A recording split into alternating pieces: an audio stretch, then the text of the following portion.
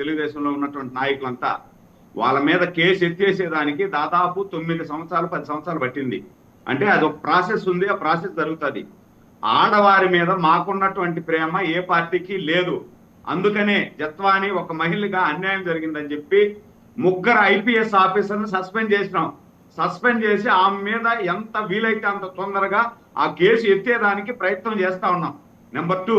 Number 3 వచ్చి ఇందాక ఈయన చెప్తున్నాడు, ఇప్పుడు మీరు ఆ ముసలోళ్ళకి పింఛన్ 3000 ఇచ్చేదానికి 5 సంవత్సరాలు తీసుకున్న వాళ్ళు మీరు మాట్లాడతారు నవరత్నాల గురించి.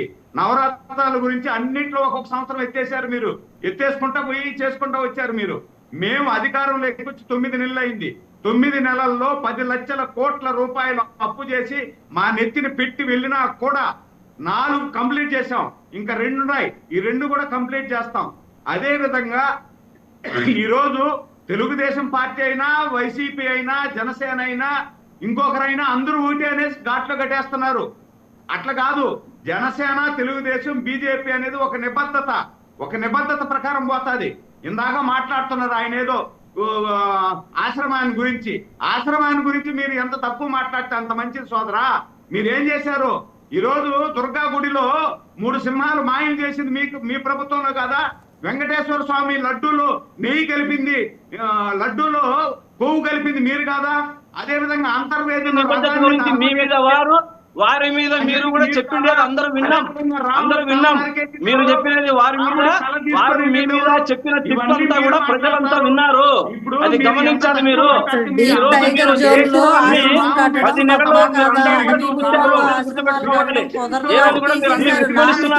చెప్పకుండా అలా మీ నీతి, మీ నిజాయితీ, నిబద్ధత గురించి మాకు ఇప్పుడు చెప్తే ఏదో దయ్యాలు వేదాలు వెలిచినట్లుంటాయి. మీరు చెప్తే మేము వినాలా?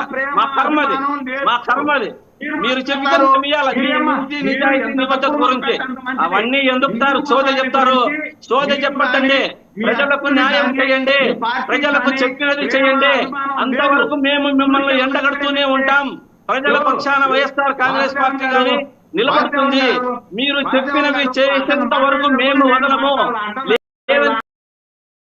మేము చేతులెత్తి వెళ్ళిపోవడమా, చెప్పినది చెయ్యడమా అనేది గుర్తుపెట్టుకోవాలి. ఊరికే సోది మాటలు చెప్పొద్దండి.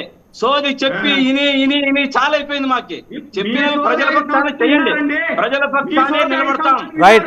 శ్రీకాంత్ గారు ఒక నిమిషం. శ్రీకాంత్ గారు ఒక నిమిషం. తర్వాత సురేంద్ర నాయుడు గారు, రమ్య పరుచూరి గారు తెనాలి తెలుగు మహిళా అధ్యక్షురాలు, వారు ఏం రాశారంటే, ట్వీట్ చేశారంటే, అది కూడా చూద్దాం. ఆ ట్వీట్ కూడా, టీడీపీ అధికారంలోకి వచ్చిందంటే 4 ఫ్యాక్టర్స్. ఆవిడ టీడీపీ అనుకుంటుంది, కూటమి అధికారంలోకి వచ్చింది. టీడీపీ అధినేత చంద్రబాబు గారు 1, 2 నారా లోకేష్ యుగళం, 3 తెలుగుదేశం కార్యకర్తల పోరాటం, 4 జగన్మోహన్ రెడ్డి అరాచకం. ఇది కాకుండా నేనే నిలబెట్టాను, నేనే గెలిపించాను అని గెలిపించాను, అందరూ అవివేకులని అనేవాళ్ళందరూ అవివేకులని నా అభిప్రాయం. మీ రమ్య పరుచూరి గారు తెలుగు మహిళా అధ్యక్షురాలు తెనాలి ప్రాంతం. ఈవిడ ఒక స్టేజ్ ఉన్న లీడరే కదా.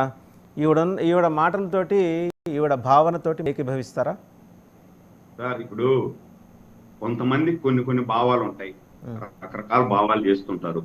నేను ఇప్పుడు పవన్ కళ్యాణ్ లేకుండా, బీజేపీ లేకుండా, తెలుగుదేశం లేకుండా కూటమి అధికారంలోకి వచ్చింది అని చెప్పి నేను అన్నాను. ఇక్కడ తెలుగుదేశం పాత్ర ఉంది, బీజేపీ పాత్ర ఉంది, పవన్ కళ్యాణ్ గారి పాత్ర కూడా ఉంది. అందరి పాత్రతోనే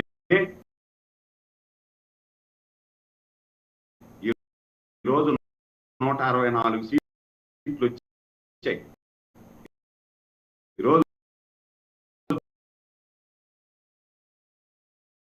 తెలుగుదేశం ఒంటరిగానే పోటీ చేస్తుంటే అధికారంలో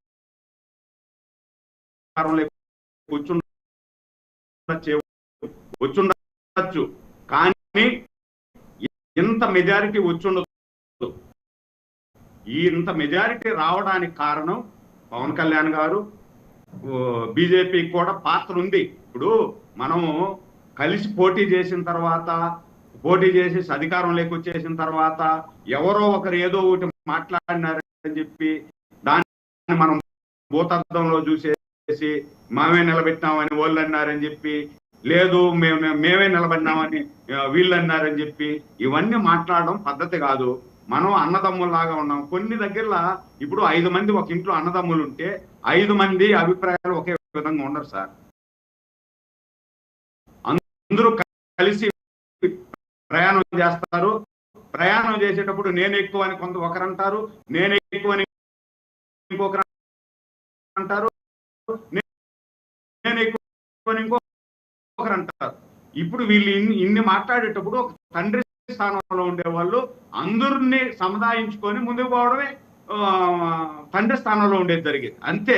ఇది కూడా ఎవరో ఇప్పుడు రకరకాలు, ఇప్పుడు జనసేనలో కొంతమంది ఏం రాస్తారంటే మా పవన్ కళ్యాణ్ లేదే కూటమి లేదు అని రాస్తారు. బీజేపీలో కొంతమంది మేము లేనిదే కూటమి లేదు అని రాస్తారు. తెలుగుదేశంలో కొంతమంది తెలుగుదేశం లేనిదే ఇది లేనిది అని రాస్తారు. ఇవన్నీ జరుగుతూ ఉంటాయి. అంటే అన్నదమ్ముల గొడవ లాగానే చూడాలి. కానీ అల్టిమేట్ గా ఈ రాష్ట్రాన్ని అభివృద్ధి కోసం అన్నదమ్ములు ఎన్ని గొడవలు పడినా మళ్ళా ముందుకే కలిసి వెళ్తాం. ఏ విధంగా అయితే పవన్ కళ్యాణ్ అన్న మాకు చెప్పాడో ఆ విధంగా ముందుకు పోతాం. కొన్ని దగ్గర మీటింగ్ జరిగేటప్పుడు అక్కడ వాళ్ళ కార్యకర్తలు ఉన్నారు. వాళ్ళ కార్యకర్తలను ఉత్తేజపరచడం కోసం పవన్ కళ్యాణ్ గారు మాట్లాడారు. తెలుగుదేశం పార్టీ మీటింగ్ లో కూడా తెలుగుదేశం వాళ్ళు మాట్లాడతారు, తప్పే ఉంది. ఆ పార్టీని డెవలప్ చేసుకోవడం సో మహానాడులో మీరు మాట్లాడబోతున్నారు అన్నమాట. అయితే మహానాడులో మీరు మాట్లాడతారు, దీని కౌంటర్ మహానాడులో ఎక్స్పెక్ట్ చేయొచ్చా? మేలో జరిగే మహానాడు ఇప్పుడు వాళ్ళని డెవలప్ చేసుకుని, ఇప్పుడు వాళ్ళు కూడా పార్టీ కదా సార్, మనం న్యాయంగా మాట్లాడాలి. ఆ పార్టీ కూడా మేము కూడా డెవలప్ కావాలనే ఆశ వాళ్ళకు కూడా ఉంటది కదా. నేను ఒకటే డెవలప్ కావాలనేసి నేను అనుకుంటే అట్లా కలిసి ఉండేటప్పుడు అందరూ సరే. కానీ మీ ప్రభుత్వంలో ఏంటంటే పిల్లల చేత స్కూళ్లలో పెట్టగోడలు ఎక్కించి ఊడిపించడం ఇవన్నీ అమలాపురంలో ఆ విజువల్ చూడండి, మీకే తెలుస్తుంది. ఏంటది? అది గవర్నమెంట్ స్కూల్స్లో అది చేయడం ప్రమాదకరం కదా. పిల్లలు ఏమైనా కింద పడితే వాళ్ళకి ఏమైనా అయితే చూడండి. అసలు చూడండి, అమలాపురంలో ఆ పిల్లల్ని 10వ తరగతి పరీక్షలు ప్రారంభమయ్యే క్షణంలో గదిలో నింపిన సిమెంట్ బస్తాలను ఖాళీ చేయించడానికి పిల్లల్ని ఉపయోగించుకోవటం కరెక్ట్ కాదు కదా. ఇది దారుణం, దీన్ని ఖండిస్తున్నాం. ఖచ్చితంగా ఇలాంటి కార్యక్రమాలు జరగకూడదు. ఇలాంటివి పునరావృతం కాకుండా లోకేష్ బాబు గారి దృష్టికి తీసుకెళ్తాం. సామరస్యంగా ఎక్కడెక్కడ ఏదైనా ఉంటే కూడా అక్కడ ఏదైనా పని మనుషులను కూలోలను పెట్టి తీసే విధంగా మీరు విజువల్ చూడండి ఒకసారి. అంటే ఎంత ప్రమాదకరంగా అంటే పెట్టగోడల మీద ఎక్కి ఊడిపిస్తున్నారు పిల్లల చేత. అవునవును సార్, అవును. ఇది ఎక్కడ జరిగినా తప్పే, అమలాపురం ఎక్కడ జరిగినా తప్పే. ఇలాంటి కార్యక్రమాలు పునరావృతం కానికుండా చేసే బాధ్యత మాది.